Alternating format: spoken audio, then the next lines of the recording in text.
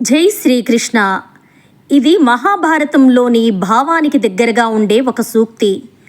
క్షమా ధర్మః పరశ్రేష్ఠః, క్షమా శాంతిః పరమా సుఖం.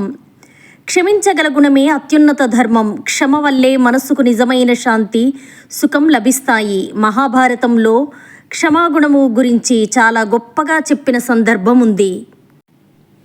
ఈ భావాన్ని ముఖ్యంగా విదురుడు ధృతరాష్ట్రుడికి చెప్పారు.